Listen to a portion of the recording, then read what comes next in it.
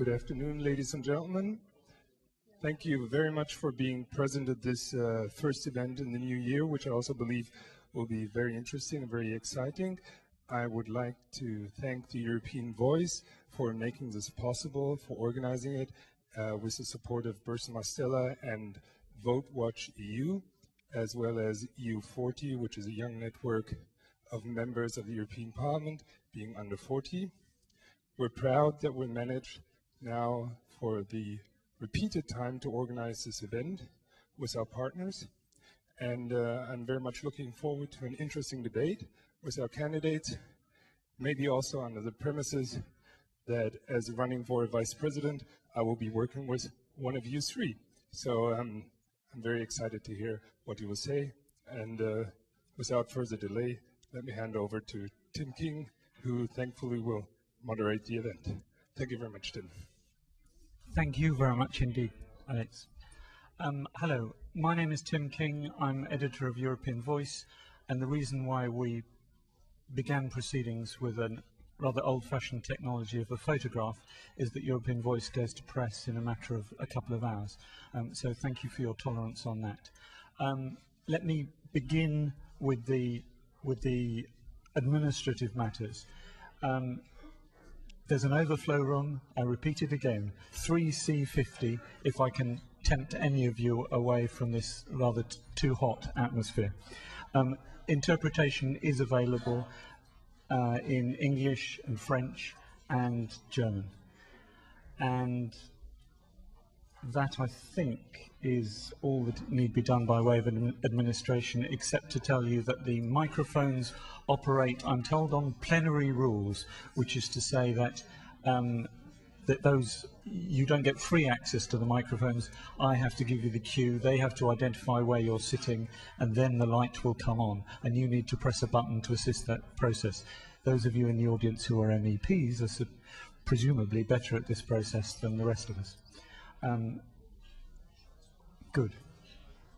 So, we're here for a debate between the candidates for the presidency of the European Parliament for the period from 2012 to mid-2014.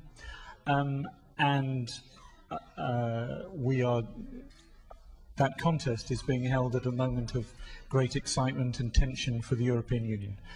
So we feel at European Voice and with our partners that it's more important than ever, and we've been banging this drum for some years now, more than important than ever to hold a real debate between the candidates for the presidency. And we are delighted that there are candidates in the plural.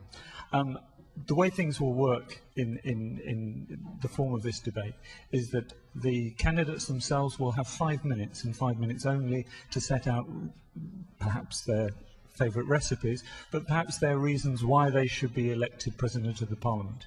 We will then move to some questions. The questions will be divided up into 3 sections, and they will be led by 3 colleagues. I'm grateful to Patricia Wiedemeyer of ZDF, Cornelia Primoz of ORF, the Austrian broadcaster, and Antonio Delgado from Spanish radio.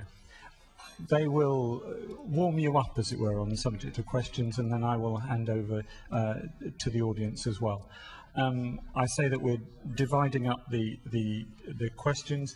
Broadly, we're doing it in terms of the state of the European Union and Parliament's place in that, the track record of the candidates and their political beliefs, and the issue of management of Parliament and that dreaded word, perhaps, reform. Though all sorts of people appropriate the word reform now, even the Conservatives and Reformists. Yes, thank you for heckling. Good. Okay, all I have to do now is find a watch and begin the 5 minutes. The order of speakers, I decided to appear respectful. So the order in which people will speak is by age, the oldest first.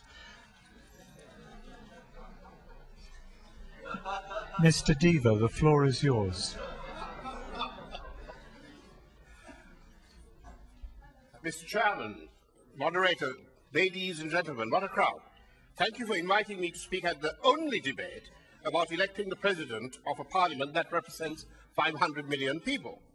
The organisers have done a great service to democracy and to the people of Europe, and on their behalf, I want to thank you for doing this.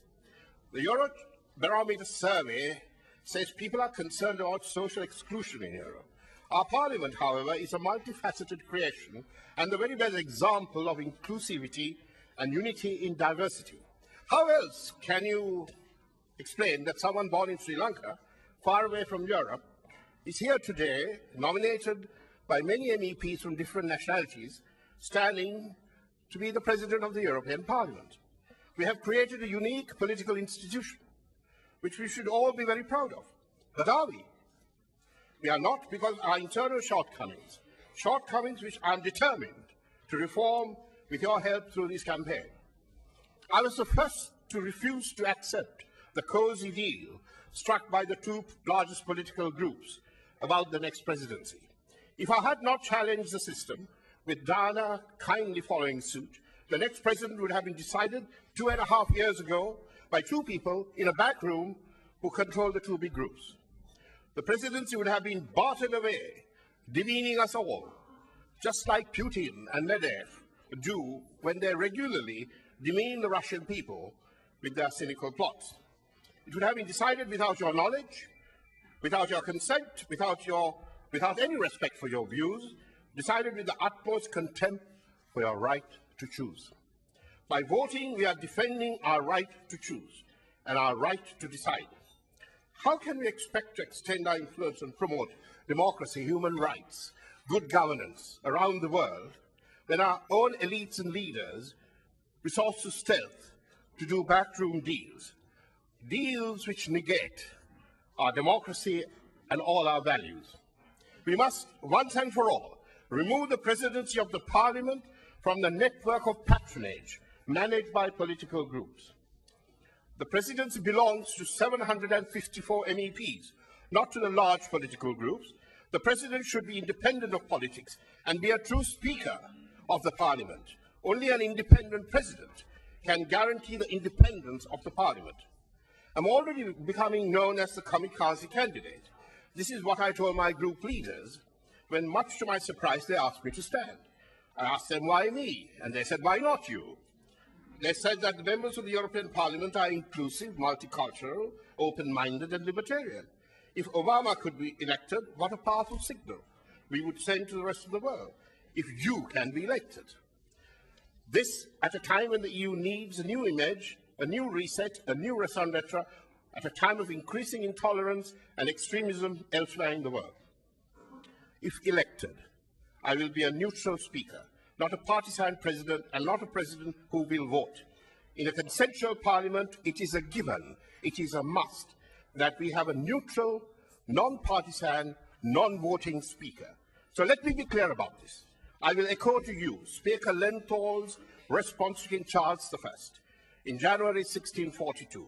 May it please your majesty, I have neither eyes to see nor tongue to speak in this place, but as this house is pleased to direct me, whose servant I am here. If elected, I will suspend at once attendance at meetings of my political group and be totally neutral, totally non-partisan, and a non-voting president, like the Speaker of the House of Commons has been for the last 800 years.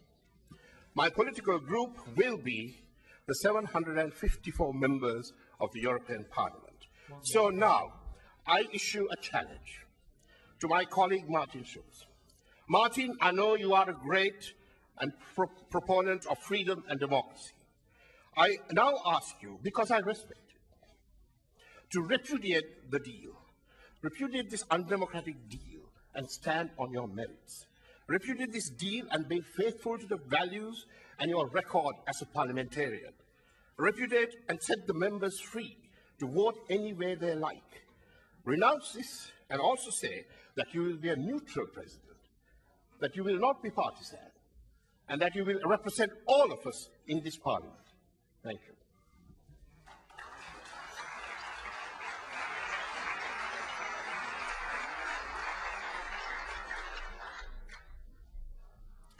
Mrs. Wallace.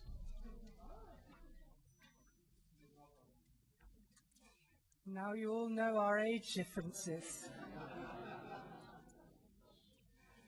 But unusual times, very unusual times. And I believe that our citizens outside of these walls need reassurance from their political institutions and from politicians. We need to seek greater legitimacy, greater resonance with those that we represent. This Parliament is the most amazing place. Nerj has already described it. So many nationalities, so many languages, so many differences. It's an incredible achievement. But somehow we still fail to communicate with those we represent about the important issues that we deal with. And therefore we need to make some changes about the way we do things. And the time of election of a president, what better time? What better time? A changeover, a point where we should reflect, debate. We have rules for an election, not, I think, for a succession.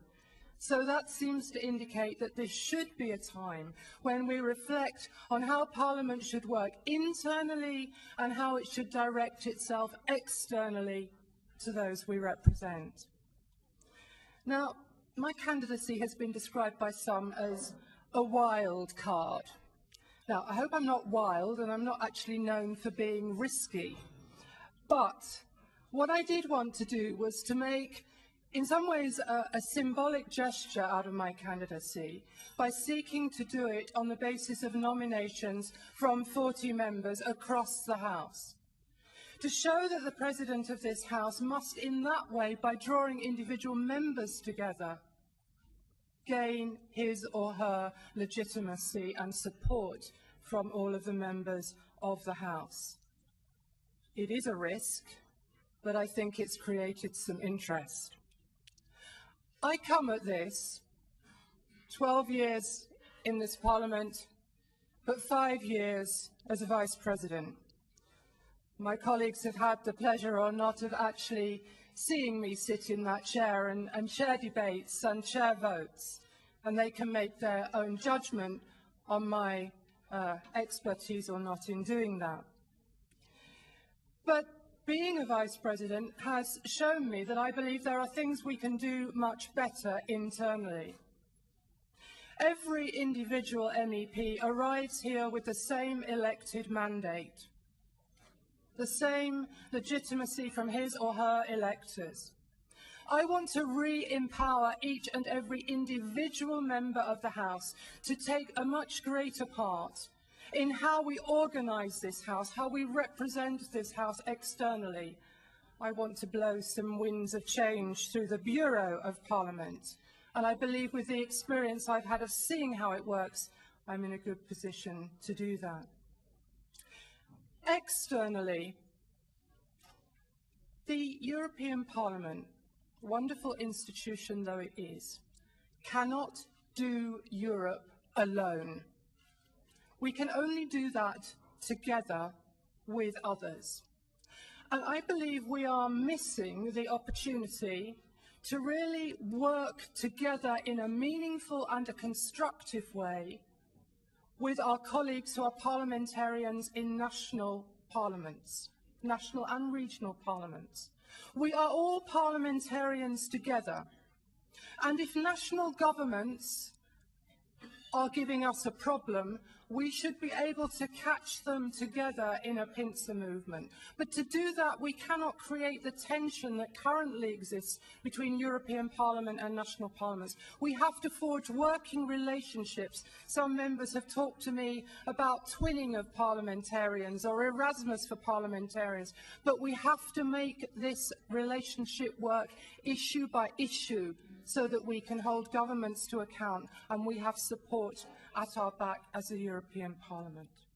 And then most importantly, we have to re-engage with Europe's citizens. We have a wonderful visitor centre here now, But how many citizens can actually get to Brussels? We need to take our parliament out. Europe Citizens, the Year of the Citizen, 2013, the Citizens' Initiative, it is a moment for re-engagement with our citizens, and then we will have legitimacy in the forums that we have to represent Parliament in vis-à-vis the other institutions.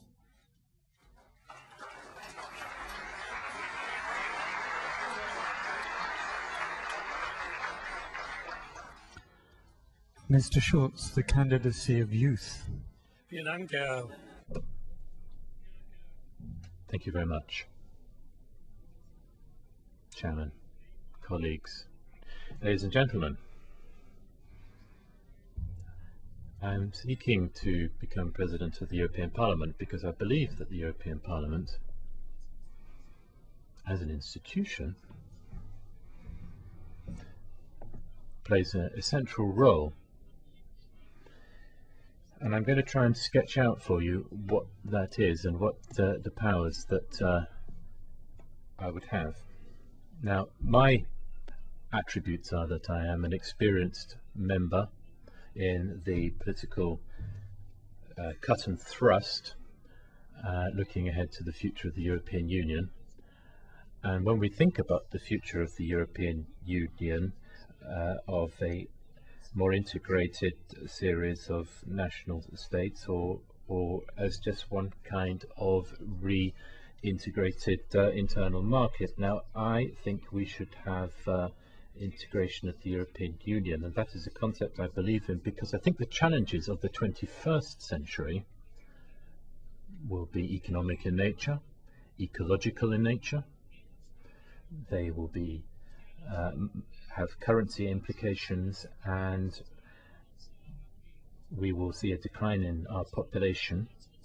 We will have to manage that in terms of migration. We will face challenges of technological competition. We will have to grapple with other continents, and if the EU is reduced to 27 or now 28 states where the national interests come to the fore, that won't work. I think we can only manage to face the challenge if the political union of Europe is strengthened, and if the economic, the monetary, the political union aspects are added to it, and we need to go beyond that. And we need to ensure that one of the three institutions in the European Union exactly reflects the transnational challenges and devotes itself to that. And if there is one place where that is possible, that is the European Parliament. I see a dangerous development in Europe, and we do live in dangerous times. We live in dangerous times because the spirit, the mood in some capitals, and the public debate which now tends to characterize our debate in Europe is one of renationalization, and it is just trying to tell people that only the national state, the nation state, can manage the challenges of Europe. And for those national politicians that travel to Brussels and act in other institutions, particularly in the European Council and the Council of Ministers, and whenever they manage to go home with a success for country X or country Y, or the head of state of one or the other, is then to the detriment of the Commission and the Parliament. That, however, is not the road that we must go down. Europe chases itself from one summit to the next, but this is not the way that we're going to solve our problems. And I think, therefore, that we must stand up against that development, and I believe so because it is being felt that in other institutions, particularly the Council, that the Parliament might do so, and they therefore are planning perhaps to marginalise the Parliament. And any marginalisation of the European Parliament is the thing which, were I to become President of this European Parliament, be the thing I would fight against. I think Europe needs, in all areas of policy and in all parts of the executive, an ability to have parliamentary legitimacy, and it is only the European Parliament that can provide that. The executive and the 28 that act don't like that, but we're not here to appeal to them. The job is to control the executive and ensure that the legislation of Europe does justice to social justice, and this is the objective that I will pursue in my campaign to become President of the European Parliament. Thank you.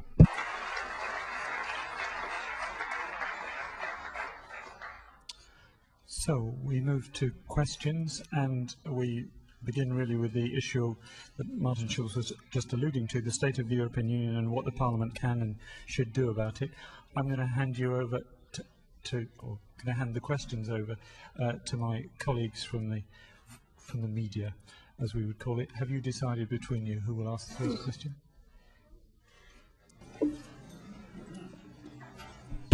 Ja, gut, dann fange ich an. I'll start. Mr. Schulz, you were saying that you feared that the European Parliament might end up being marginalised. Last year, the impression was created, perhaps by Merkel and Sarkozy,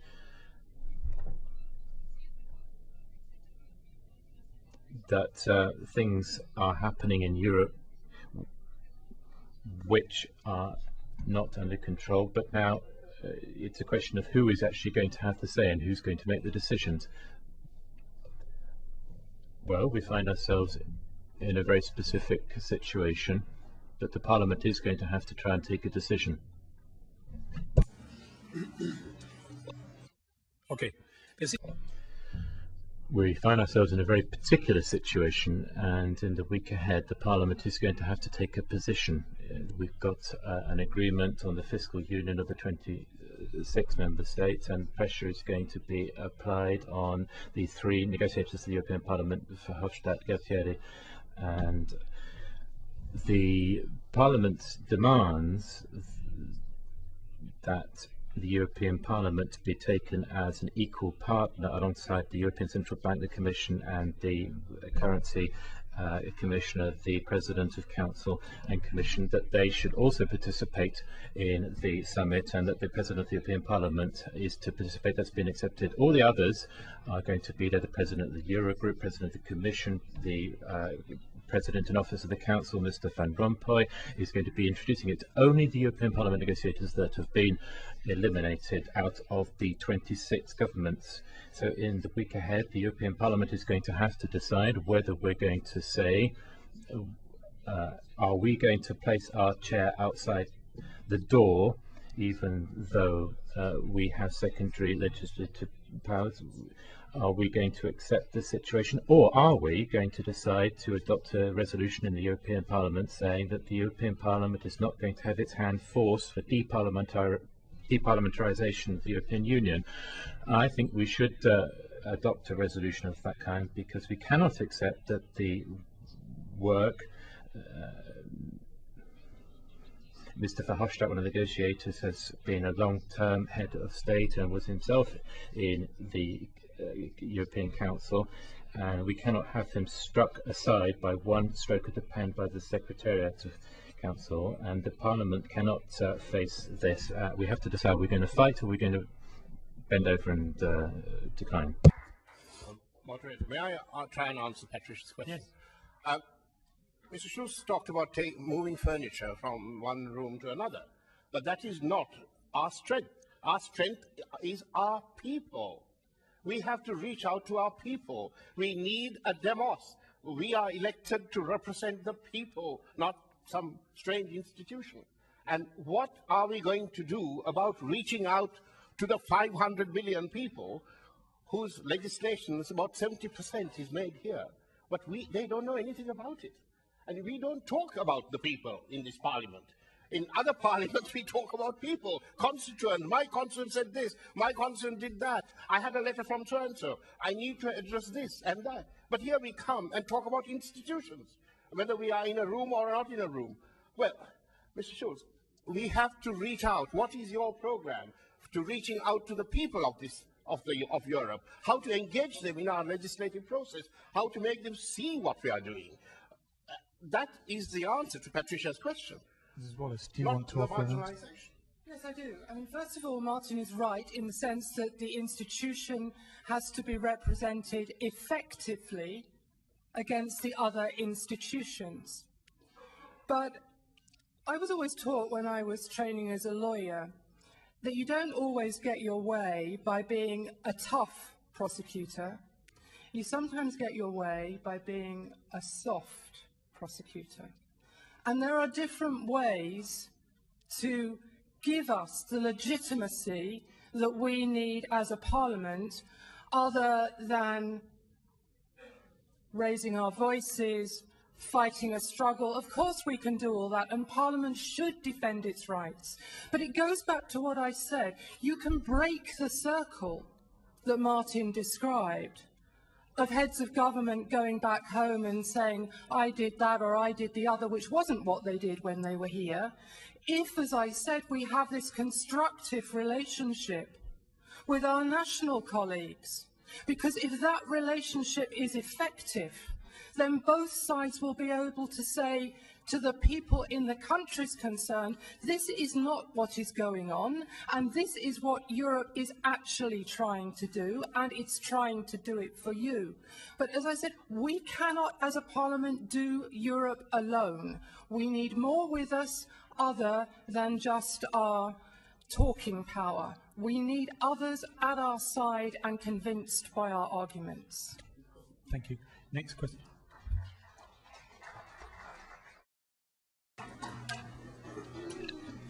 How do you see the relationship with a country two of you know right well, with the United Kingdom? How to rebuild the bridge with, between Brussels and London?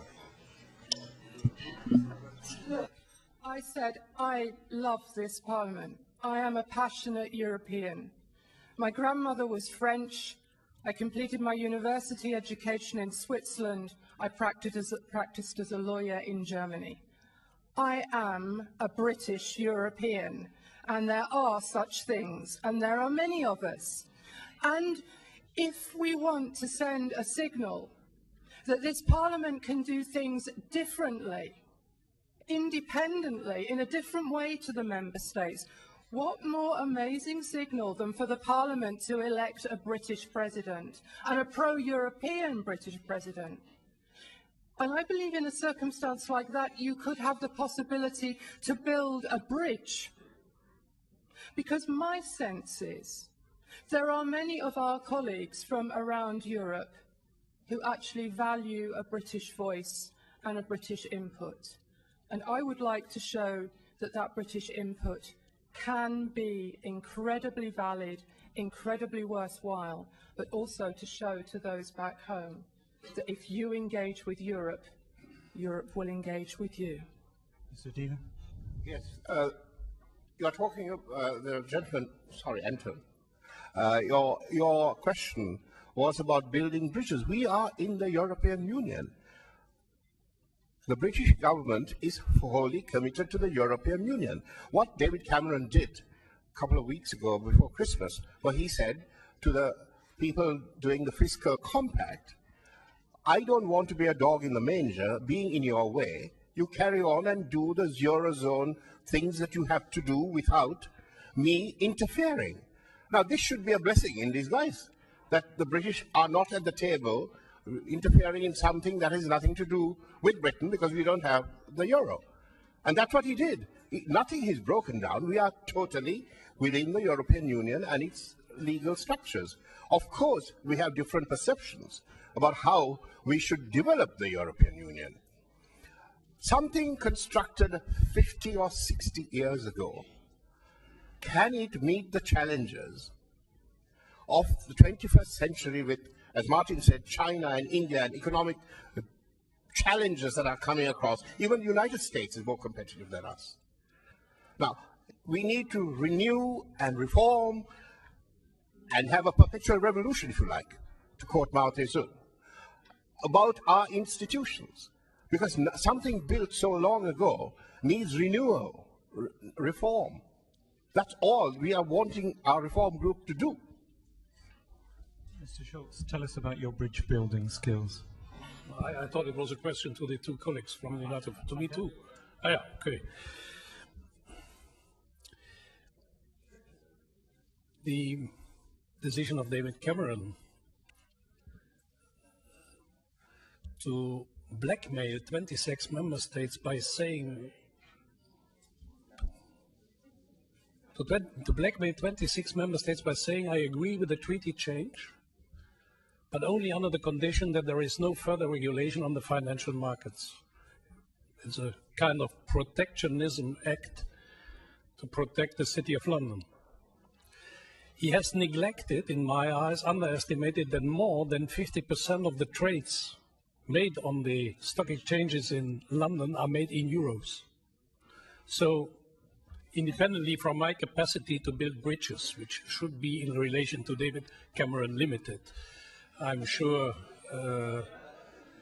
that sooner or later Great Britain will join the other countries in the European Union and can get back to the negotiation table. By the way, they are sitting. We should not hide that around the table where the 26 are negotiating with the parliamentarian delegates, also observers of the United Kingdom are present. So it seems to me that the pillars of the bridge are already put in the channel. And are you then happy? Are you happy that the Parliament has observer status, as does the UK? Are you happy that the Parliament has the same status as the UK? Thank you for the joke.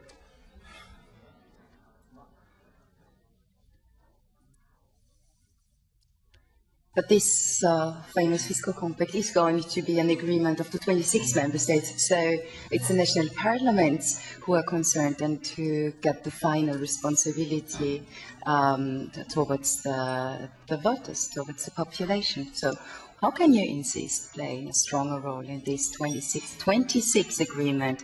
You were responsible for 27 member states. Aren't you a bit bold? We'll start with Mrs. Wallace. Well, in a sense, I've already answered your question by what I've said before, and I believe that we have missed the opportunity already, but it's not too late, of course, to really build those relationships with the national parliaments. So when it comes to moments like this, moments of difficulty, that we can work together rather than finding that the national parliaments are actually going to be against us. So this is a very good example of what I mean. Of course, we should fight for the European Parliament to be in there in its own right, because it has the cross-border, the transnational competence, but it can't do it alone, and it needs to convince, we need to convince our national colleagues, and that's why I am so determined that is a relationship we have to get right. You know, it can't just be President of Parliament and President of Parliament meet, or President of Committee and President of another committee. We need to forge one-to-one relationships with parliamentarians so that when it comes to matters like this, we have a much better capacity to work together to hold governments to account. Mr. Diva? I want to, forgive me, but I want to question the word blackmail, because every country, including Mr. Schulz's country, has a special comparative advantage. In the case of Germany, it is the huge motor car exports. In the case of France, it is agriculture. In the case of Britain, it is our financial services. Now, if Britain were to suddenly ask for a swinging taxation on the export of motor cars out of Europe, naturally the Germans would scream and say, this is terribly unfair. In the same way that you protect the German car industry, and we don't complain about that, or the French protect their agriculture, and we don't complain about that, please don't complain when we are trying to protect several 100,000 European jobs. Auf Ihre Frage zu antworten, Well, to answer your question, I do think you have to go into the detail of this treaty. Your question really was how the European Parliament can play a role. And I think the implication in your question was that the national parliaments will be playing the main role, and I don't think that's right. If you look at the draft treaty, you'll see two things. On the one hand, this is an attempt to get the golden rule, or the so-called debt break, into the national constitutional laws of 26 member states. And national parliaments, of course, are responsible for that, or they are competent there. But any other measures which are in the area of economic governance, well, they all fall under the purview of what we agreed in October of last year as part of the six-pack. So, in fact, what is in the draft treaty really is something that you need to try to get or make compatible with what has already been agreed. There needs to be some sort of link between this new agreement of the 26 countries and the six-pack. And so what has been written into this new agreement is that there'll be a reference to secondary law in the European Union, and namely co-decision between the Council and the European Parliament. And when it comes to co-decision, the European Parliament is a central legislator, also in the area of economic governance. So what that really means is that we will play a decisive role, and it won't be the national parliaments, certainly when it comes to follow-up. And there's also a sunset clause which has been included, which says that after 5 years have gone by, or when the German government says, if possible or if necessary earlier, this treaty will be incorporated into EU legislation. And then again, there again, the European Parliament is the main legislator. So I don't think it's appropriate for an attempt to be taken for the people are trying to attempt to leave the European Parliament out in the cold in summits on this subject. Now, moving on to the question of taking a softly approach, I don't really have the impression that there are very many people who are taking a soft approach in Council. I heard that at a last European Council, there's someone who used to be one of our own colleagues who's now the president, taking over the presidency of the European Council, and they said, well, you're a small country, you're a new member states, so keep your mouth shut. That's what people have said to the new council presidency country, and I think that's indefensible. I'm going to get you to press those buttons in front of you now. Put up your hand, basically. It's a bit old-fashioned, but if you want to, could you press the, yeah, you know how to operate these microphones. For the benefit of our audience elsewhere, could you identify yourself? Yes, my name is Nessa Childers. I'm an MEP from the Socialist Group, and I'm from Ireland. I would like to ask the candidates, please. I'm very interested in this debate, and what you've said so far has been very interesting. But I noticed today another statement has come out from the MEPs involved in drafting the treaty that have involved themselves, that this is not acceptable to them, this new treaty, the draft that they've seen so far, and they will use all legal instruments to gain more democratic accountability from the Council, and in order to have the Parliament represented. Now, the reason that I'm asking this question is that Ireland is in receipt of aid and is involved in what is called an adjustment programme. Now, that sounds very benign, doesn't it, like fiddling a few bolts on a machine to get it right. This is not the case.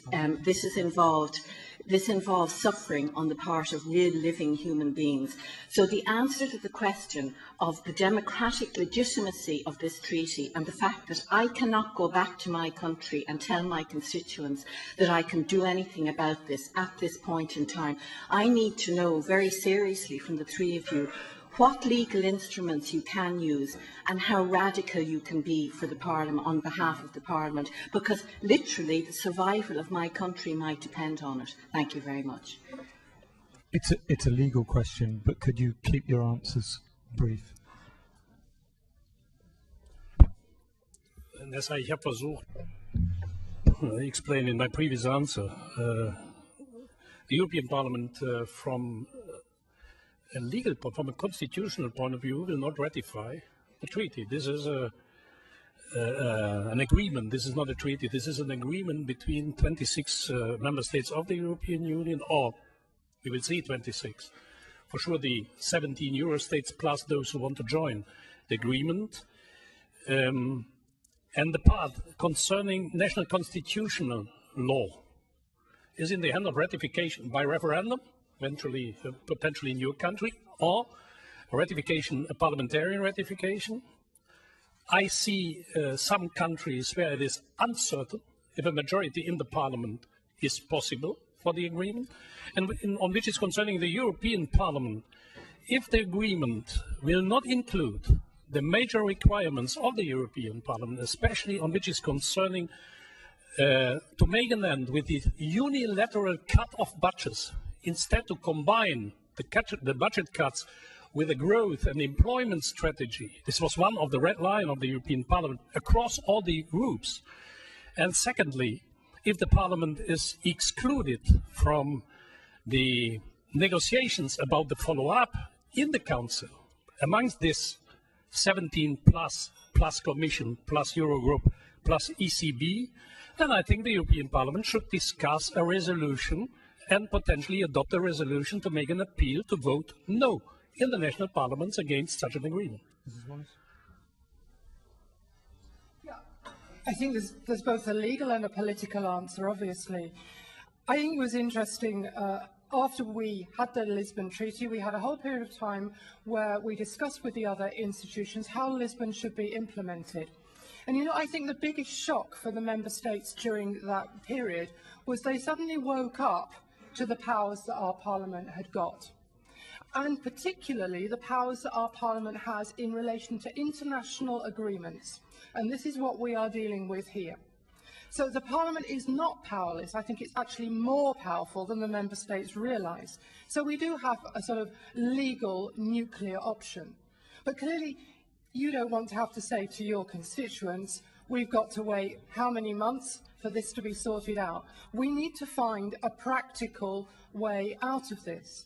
And in a sense, Martin is right, because we've ended up with two ways of doing this. The six-pack that we voted in Parliament, and now the member states coming forward with another model, if you like. So there, politically, we have, as a House, to be incredibly active and incredibly strong. But I go back again, and I may sound like a repeating record, but we have got to work with our national colleagues too to catch these member states in a pincer action that works to serve your and mine constituents. Thank you, Tim. I think we are getting ahead of ourselves here, aren't we? Because the question is a real question. It affects real people in Ireland. And the treaty is an intergovernmental treaty between tax-raising national economies. The European Parliament doesn't raise taxes. We might help to spend it, but we don't raise it. We don't have the responsibility to account for tax raising. We don't have to go to the voter and say, look, we are going to increase your taxes, because we don't have that role. It is national governments that raise taxes, issue bonds, and so on.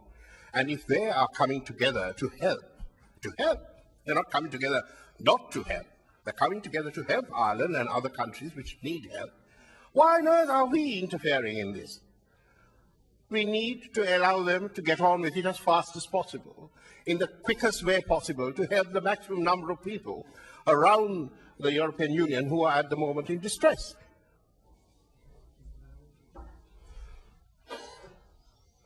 Van Orden, Vice Chairman of the ECR Group. Could I ask each of the candidates whether they are tolerant of the view that there may be more than one design for the European Union? Not necessarily one size must fit all, but different systems that may better suit the needs of individual member states and the needs of our citizens. And in this context of democracy, may I ask each of you whether you would accept that each of the candidates should address the plenary of the Parliament next week before the MEPs vote? Thank you.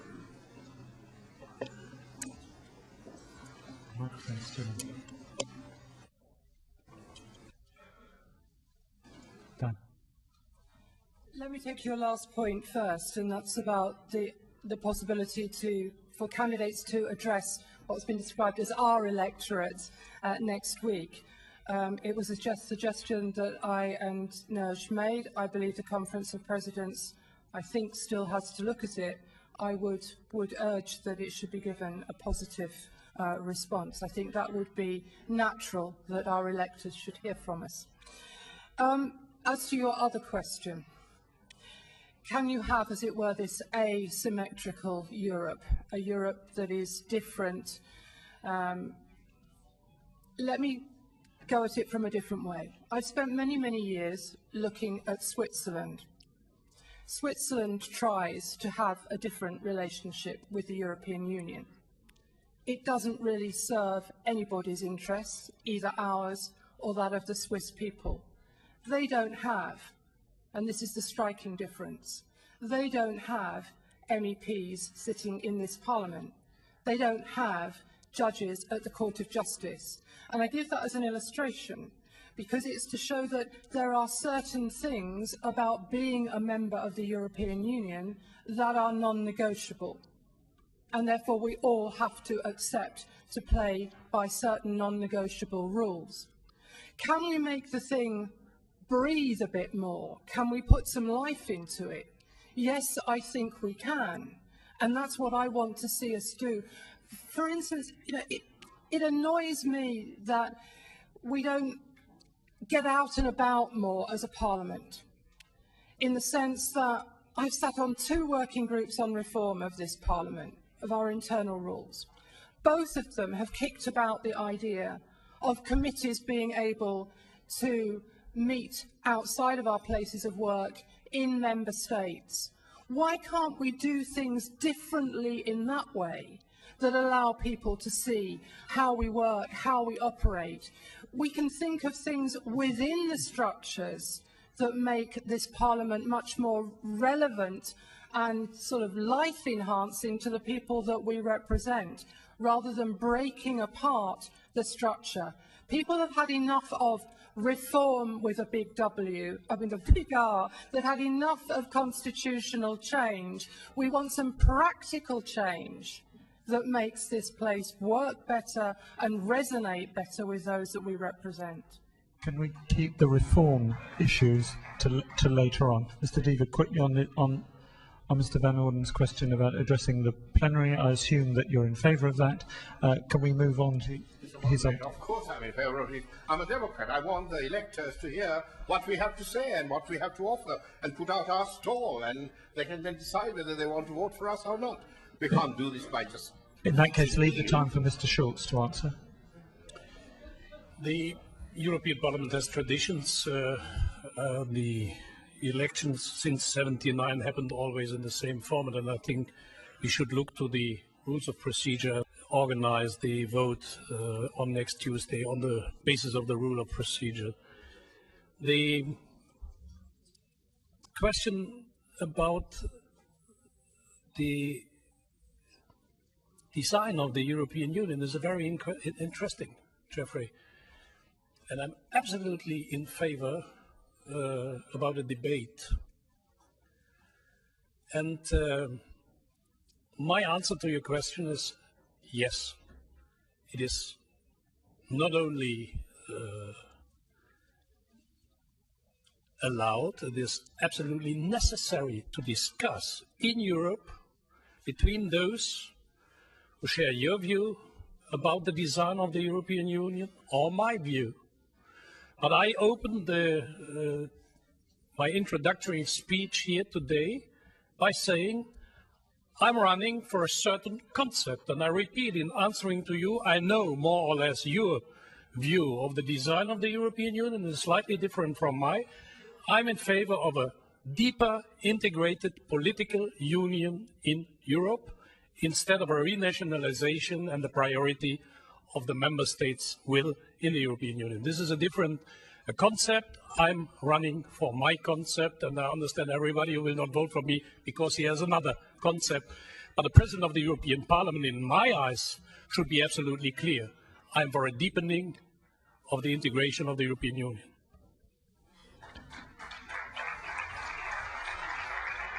That would clearly be the cue for Roger Helmer to ask a question.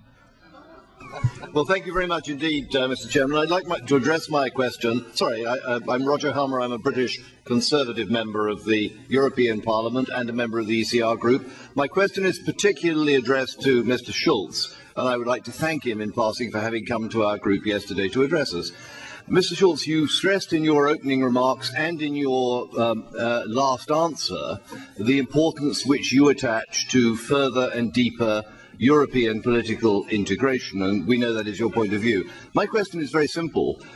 In proposing this policy of deeper European integration, do you take any account of, or have you any concerns about the views of the citizens that we represent on that question? Thank you. Yes, absolutely. I take into account your opinion. I respect your opinion. I respect the opinion of your voters. I presume that voters who voted for you sent you to the European Parliament to represent your view and your perspective for the future of the European Union. My impression is that the overwhelming majority of my voters sent me here with another perspective. So I respect you, and I presume you respect me. My feeling is that the majority in the Parliament shares my view. If the majority of the people would not share my view, the majority of the people would vote for parties like yours. But in Europe, it's different.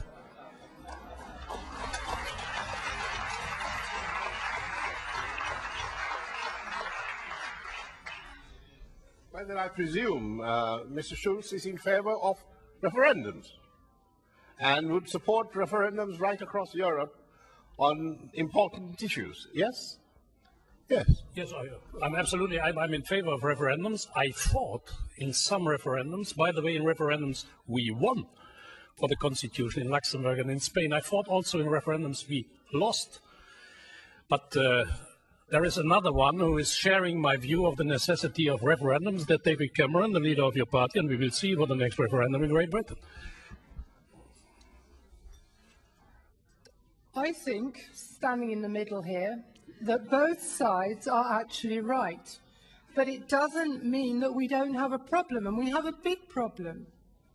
Because we know people are scared at the moment, and we've seen the way governments are reacting. People are closing down. They're going back to what they know, wanting to be safe and secure in their home and the old way of doing things. And the only way we're going to get them out of that is by bringing people with us in talking about Europe and a deeper union. It's all very well talking about a deeper economic and federal political union. I don't have a problem with that, but I start to have a problem with it when we're not bringing people with us in the debate, and we're not actually having a debate with them about it. That's what we've somehow got to do. And look, I'm the only one of the candidates, I believe, that has tried to start a debate about this presidency outside of the House, on the internet, using other means of communication. And that's another thing that this House has got to do. It's got to be much more involving in the way we do things. Because I believe if you look at the Eurobarometer studies, people regard this Parliament as being very successful in doing certain things in the way it champions rights. But we've got to bring it to regard this Parliament in the same way, in the way we do legislation, in the way we do the most important elements of our work. We've got to bring Europe's people with us on that journey as well. And at the moment we're failing to do it, I'm sorry to say. What I have got to do is move us on to another section of the questions, how the Parliament is organised and how it conducts its business. I'm going to turn to my media colleagues again. Okay, so I have two questions.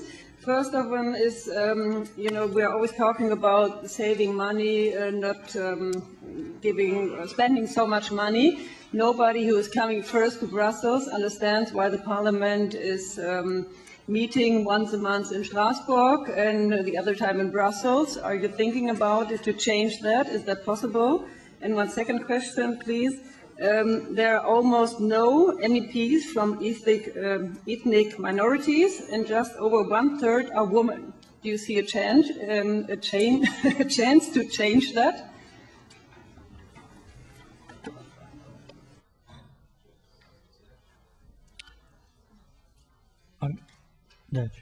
Thank you. Yes, I support the one-seat campaign. We should decide, as a parliament, where we should sit. It's nobody else's business where we should sit. It's our business where we should sit. And we should then decide, if we decide to sit in one place, and there's a majority of the parliament colleagues who support that, then we should do that.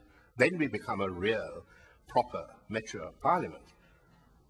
Second question about ethnic minorities. Well, how do I answer this? Elect me, there will be lots more.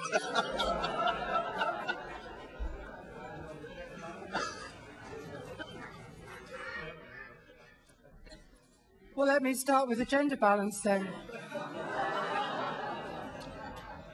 And I'm standing here, and I'm a candidate. And look, you know, it always shocks me a bit when I go to the lovely new European Parliament building in London. And along the stairs, they've got these pictures of the 13 presidents of the European Parliament. Just 2 women, just 2 out of the 13. We have got to do better than that. And, you know, I remember when I first came here, I came here in 1999, and the first act I participated in was actually the election of Nicole Fontaine. Now, she might not have been my political persuasion, but it actually was something that made a huge impression on me, because I thought, wow, here is an institution where a woman can get right to the top. What's happened since? It seems to be getting more difficult. I think there are rumours that the new Bureau of Parliament may be rather short on women, and that's something that we have to address. The other thing, Strasbourg. I look at it this way. One of the things in my career here that most shocked me was a few years ago when we had the 1 million signature petition for 1 seat of the Parliament. Now, we know that it has to mean a treaty change. But when 1 million citizens deliver a petition to Parliament, and the rules say that 1 citizen can deliver a petition to Parliament, but we wouldn't discuss it. We were not allowed to discuss it. Now, I find that completely unacceptable.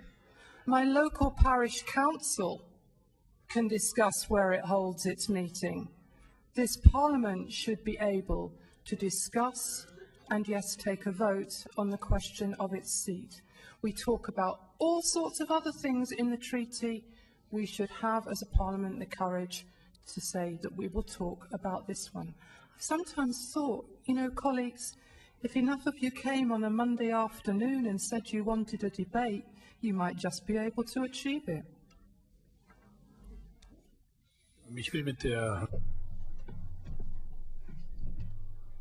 Let me start with gender parity. I'm the leader of a parliamentary group. On the bureau of that group there are 7 women, 4 men. Now what I'm trying to tell you here is that we have a rule in our rules of procedure which does provide for gender parity, and we've got 7 women, 4 men. Now when that was noted, the Secretary General of the group wrote a letter to me saying that the gender parity is not being upheld. There's going to be a minority of men, however, therefore it's not such a big problem.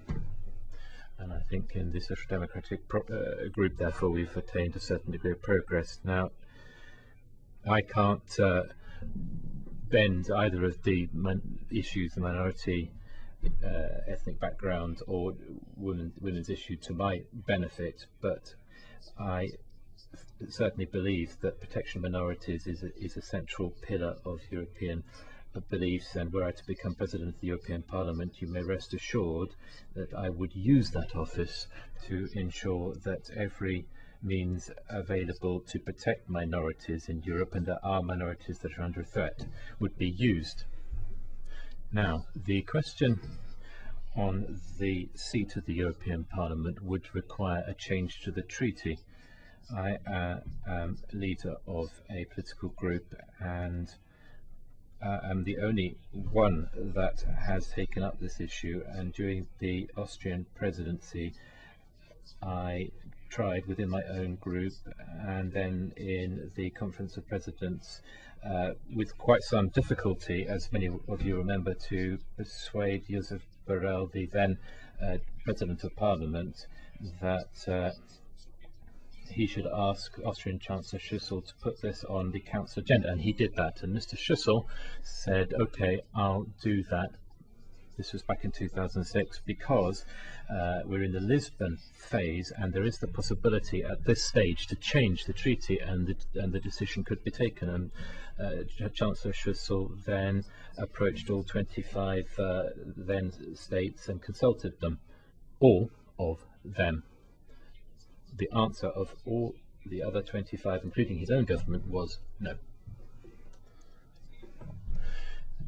Now, if I could just say this, I think there's a complaint here. The European Parliament has decided with a majority that the number of session weeks in Strasbourg will be reduced, and there is a case that's being brought, a complaint that's being brought, and if the European Parliament were to be found to be in the right before the European Court of Justice and is justified to reduce the number of sessions in Strasbourg, then I will certainly take an initiative to persuade the Council of the implications of that ruling. I can guarantee you of that. Can I seek a point of clarification, genuinely? Has Mr. Schulz signed the one-seat campaign letter? No.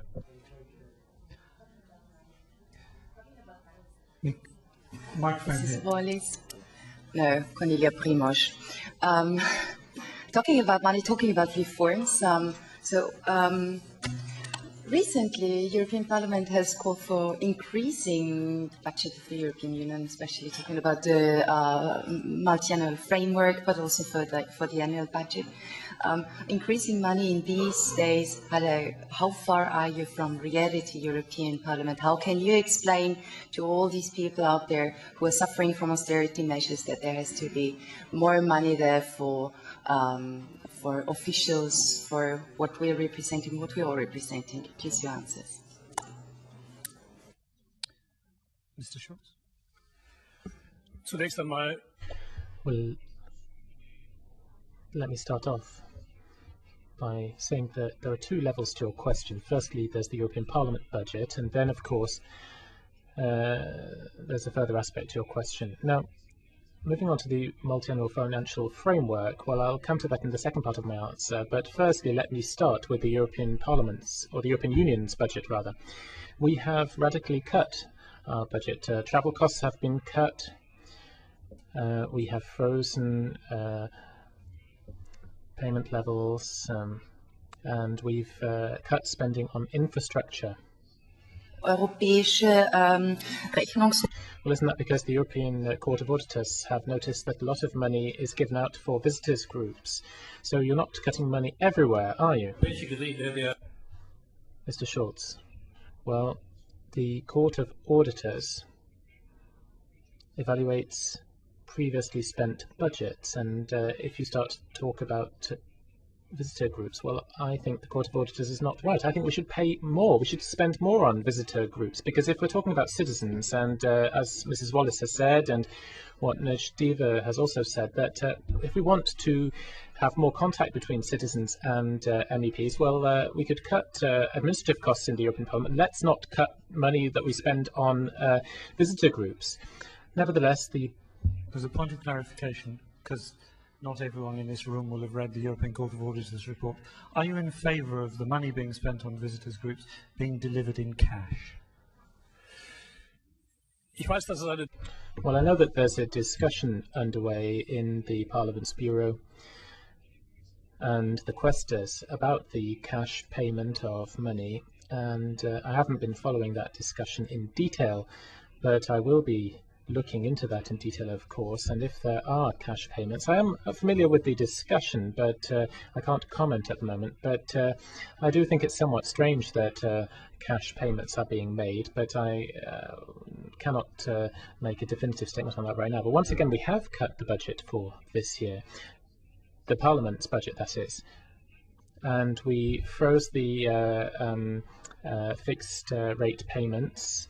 That was a controversial point, but we did the lump sums, but we did push that through. Now, moving on to the multi-annual financial framework, well, let's be realistic. The budget of the European Union cannot be compared with member states' budgets. The EU budget, for example, doesn't have a deficit. The EU budget really is paid into by the member states for tasks that the European Union has to carry out, and it's these tasks which are jointly agreed to, and it's the Council, member states, in fact, national parliaments, which keep piling on tasks for the EU to carry out. Development policy, for example, the External Action Service, research policy, the cohesion policies. At the same time, heads of state and government, when it comes to agricultural policy, they don't want to see any changes there at all. They want no changes to the structure of the budget, but they want more tasks to be carried out with less money. And Nejdeva has always asked the question, where are the citizens? And I think that if you have that kind of a structure in your budget, what happens at the end of the day is that the regional funds, the social fund and the cohesion fund get cut. Those are the areas which citizens really benefit from and see in a very tangible way. So yes, I am someone who's realistic. I do have my 2 feet on the ground, and I don't want there to be an ideological debate, but I know that savings need to be made. But the mistake is when you try to compare national budgets with the EU budget, and you reach the wrong conclusions if you do that, and that's why I think that the Parliament and the Commission have been sensible in what they've proposed. Can find their answers on this topic to really the internal, the administrative stuff. Cornelia asked the question, is it correct in a situation where we have 26% of youth unemployment in Spain and people are losing jobs, that we should increase our budget? Now, are we connected if we increase our budget? Of course we are not. Reminds me of a story when Sherlock Holmes and Dr. Watson went out camping. And in the middle of the night, Watson was woken up by Holmes saying, "Watson, wake up, what do you see?" And Watson said, "I see the constellation, I see the stars, I see the infinity of God's creation." And Holmes turned to Watson and said, "Watson, you're an idiot. Someone has stolen our tent. And frequently people steal our tent, and we don't see it. We are all talking about all these stars and so on." This example is one of those. We are disconnecting with the people, the taxpayer of Europe, by doing what we are planning to do. Is this the justification for the spending for the buildings budget? Mrs. Wallace. I just had a vision of the Parliament in tents. Anyway, let me deal with the internal question which we've asked to deal with. You asked about this question about visitors groups. Look, it's about accountability in that sense. It's not about the amount. And this is also illustrative of something I tried to raise earlier. We have been having, and some of my other colleagues on the Bureau here will remind me, I think it's taken probably 4 Bureau meetings of probably each one containing at least 2 or 3 hours discussion on visitors groups. That's the joy you await, Martin.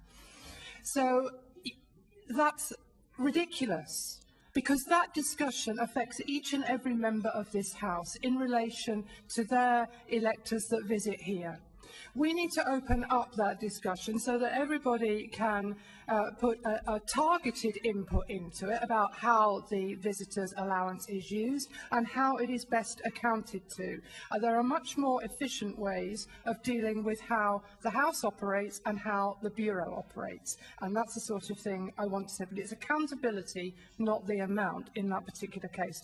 So far as the amount is concerned, in a degree, Martin is right, there are many things that we want to do, but also we ourselves as individual MEPs need to take responsibility and show, as it were, restraint.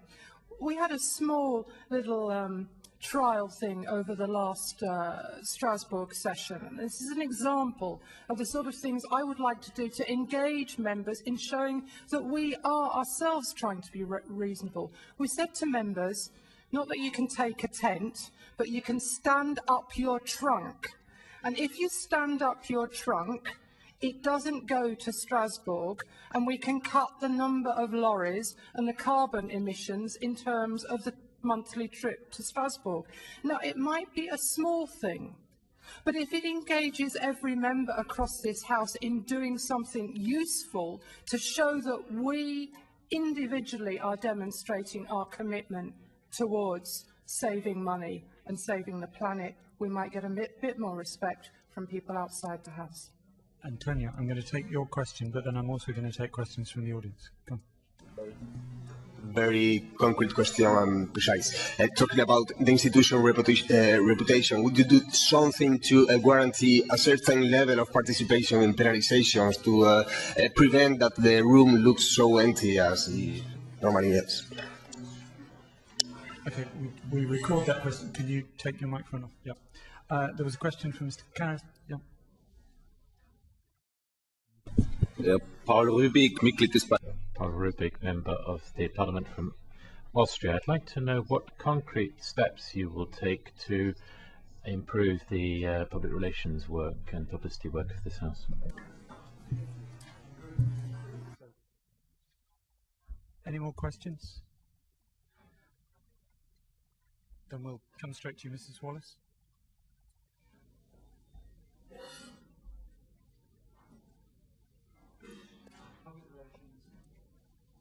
Public relations, and I'm really sorry, your question has now... The presence of MEPs during the session. This is a really, really interesting question, because I was part over the last months of a second working group on reform of the Parliament called The Attractiveness of Plenary, which wasn't about, you know, what we wore, it was about how many people, as you rightly say, we get into the chamber. And you know, the only bit of that reform that we've managed to get through was the bit to do with question time, which is something I've been dealing with over the last years.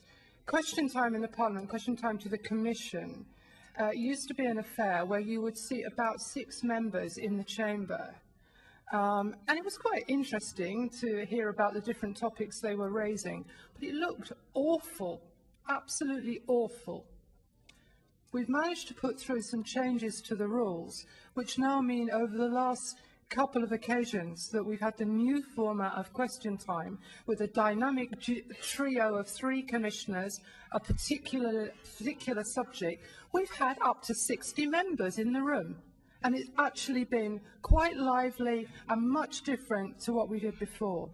And there are a number of things that both those committees on reform had suggested and wanted to take forward, but they sort of died a death somewhere in this place. And that's what we've got to do. We've got to gather those ideas from members across the House and make this place much more lively and, I won't say exciting, but lively, and the debate much more targeted. Mr. Dean.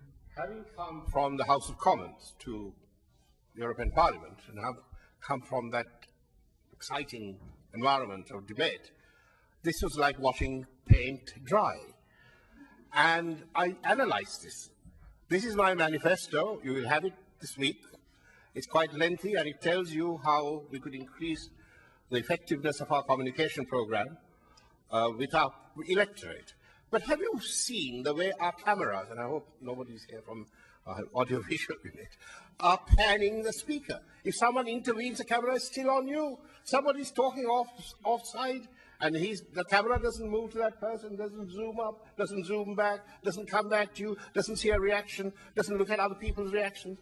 There's no commentary in the studio with an expert talking about it, or a member state minister coming and talking about something that is being talked about by a senior legislator putting through a report. There is no interaction. We have a lot of stuff that we need to do to connect our work to our people. We say we do 70% of the legislative work. They know it in the subconscious, but they haven't a clue, A, who we are, and B, what we do. I was in Hungary recently. I was in a bar, and I must tell you the story now. No, you don't. No, you don't. I was hoping on the subject of attendance at plenary sessions that you were going to refer to the VoteWatch survey that put you slightly lower than your fellow candidates, but Mr. Schulz. I think the absence from important plenary debates is a great shame for the Parliament. It damages the image of the Parliament. I've led my group for 7.5 years, and I've been on at them for those 7.5 years to get into plenary.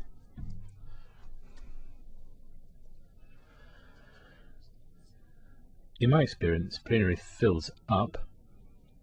Colleagues come and participate in debates when there is tension, when there's a drama underway, when there's a conflict either between the groups or between institutions, when they're at loggerheads, if you like.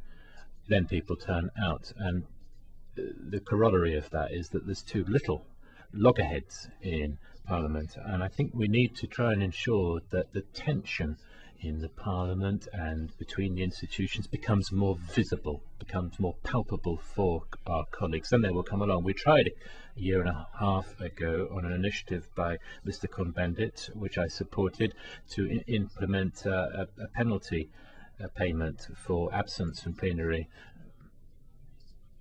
I don't think I'll tell you what the upshot of that was. Nothing much happened, but there was a full turnout for Mr. Barroso's State of the Union debate, and it was all because of that tension I was referring to a moment ago. And if we've got a tension between Commission and Parliament or between the groups, then I think that will improve the turnout. Now, with regard to communications work of this House, I think we could invest in brochures, in videos, in leaflets, all sorts of things in order to encourage people, visitor groups, whatever, but we'll only reach a limited number of people. What the Parliament needs is the attention of a broad section of the media. We must bear in mind that we don't have a single European public or audience. We've got 27 different national audiences, and I think only one prerequisite is required, Mr. Rubik, and that is that the citizens of Europe think it's about something.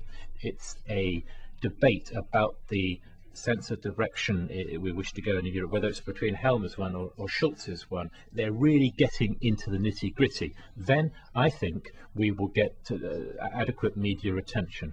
And that means we've got to reflect on how the differences within the European Union are brought out, and we need to make a bit of political theatre, to be frank about it. It's very clear in the House of Commons, it's done very well there. We need to organise things better here. We'll get more attention then. Thank you. unless anyone seizes a microphone away from me, I'm now going to ask the candidates to make a closing statement of 90 seconds. 90 seconds is not a normal unit of counting, I don't think, in the Parliament, which is why I've opted for it. A burning question, quickly, sir. It can be addressed in their 90 seconds. I'm a Liberal from Sweden. I would like to ask Mr. Deba, do you want Britain to stay in this tent? We are part of the European Union. We signed up to it. The EU is one of our strongest markets. But the financial accord, Ollie, what you're talking about, is outside. It's an intergovernmental treaty. It is a treaty that has been constructed by other countries. Yes. I'm now going to ask for the closing statements, and I think we'll do it in reverse order of age. That's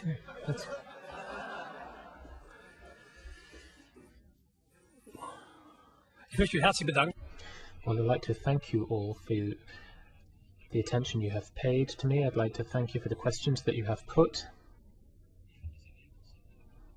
I think this has been an interesting debate, a lively debate. I'd like to thank Diana and Nerj for the fair discussion that we have had. Those of you who are sceptical about me and my personal performance, I would like to ask for the benefit of the doubt, ask for your trust. I know that I'm perhaps not the easiest of men.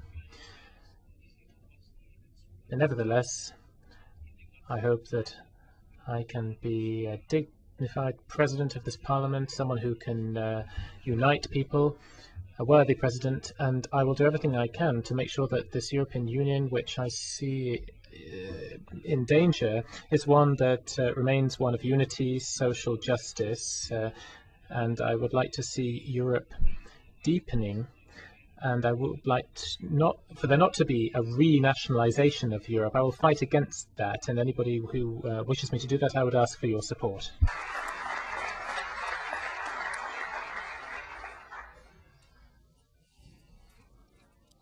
As the wild card candidate, I really want to press this idea that we have to seek empowerment of each and every member of this House so that we can really project the work that we do externally.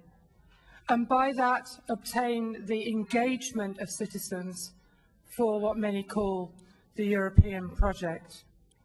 And I believe that British Europeans want to be a part of that, and there could be no more positive signal than having a British president, and you get a woman to boot. Thank you.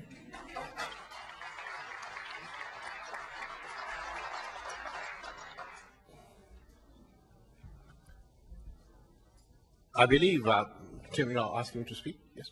I believe that we are at the cusp of history. Change is happening all around us, especially around the world. And we need fresh ideas, fresh minds, not business as usual. Just because it hasn't been done before doesn't mean that it can't be done tomorrow.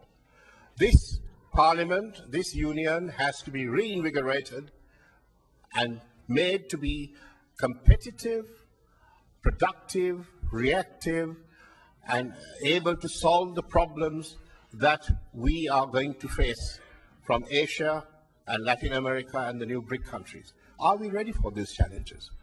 Are we going to get out of our recession? Are we going to have growth? Are our grandchildren going to have jobs? These are the issues that this Parliament should be dealing with. And in order to do that, we need, as I said earlier, a neutral speaker who represents everybody, not a political president. And I asked Mr. Schulz whether he would repudiate the deal and allow all our MEPs to vote as they wish. And I've asked Mr. Schulz whether he would be a political president who will challenge the centre-right leaders in Europe, or would he be a neutral president who will look after the members and the House and its procedures? I'm still waiting for an answer.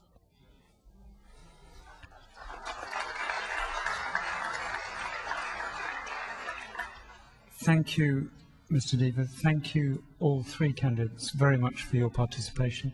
Thank you, the audience. I say thank you to ZDF, ORF and Radio Nacional de España for relinquishing their correspondence to help me. I can tell you before you run out the door that you will find a drink outside waiting for you, courtesy of one of our partners today. So on behalf of European Voice, on behalf of Burson Marsteller, VoteWatch.eu and EU40, thank you very much for your participation here today. And I'd please ask you to show your appreciation once again to our candidates. Thank you.